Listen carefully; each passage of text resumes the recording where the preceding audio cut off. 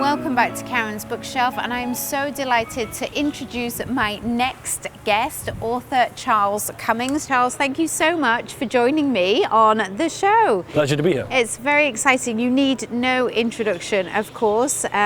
Your latest book, The Man Between, which is recently out, and of course the American version here, very, very different, as we were talking earlier. Yeah.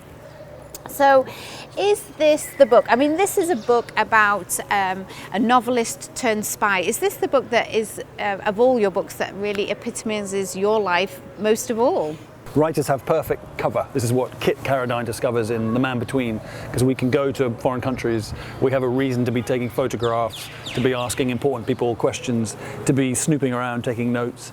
In fact, there's a history in British fiction of Somerset Maugham and Frederick Forsyth, both worked for MI6 in the real world. Right. For that reason, because they have terrific cover overseas. Yeah, amazing. And you've written for almost 20 years. What has been the single most exciting highlight of your career to date? Oh, it's a good question. I think it was J.K. Rowling said that the best moment of her career was hearing from her agent that she'd sold Harry Potter and the Philosopher's Stone, the very first book, before she became a global phenomenon and a billionaire. Just that the first time you're told that your words are going to be put between covers and given out to the world. It's very exciting. So I would say that. I had quite an exciting early experience in Hollywood with the Trinity 6 that was bought by a studio over there. That was quite exciting. But you're always fondest of the most recent book. You know, it's cost you a lot of hours and days and weeks and months. So to see it out and to speak about it and to promote it in places like Dubai is wonderful. Yeah.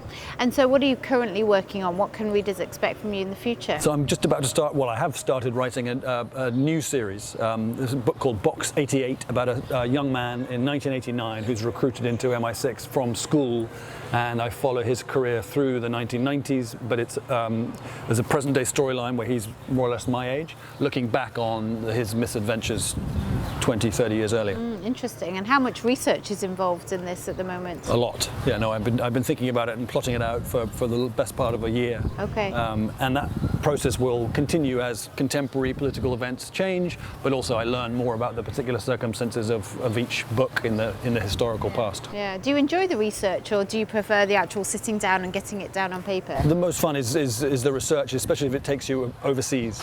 Anything that takes me away from my desk is a good thing. Yeah. So the writer's life, as Kit Carradine discovers in The Man Between, is quite a solitary, quite repetitive life. You know, we don't get out much. Yeah, absolutely. Charles, thank you so much for joining me on Karen's Bookshelf. Best of luck with the new novel, and congratulations on The Man Between, and I do hope it goes really well. Thank you very much, everyone, and I look forward to seeing you again next week on Karen's Bookshelf.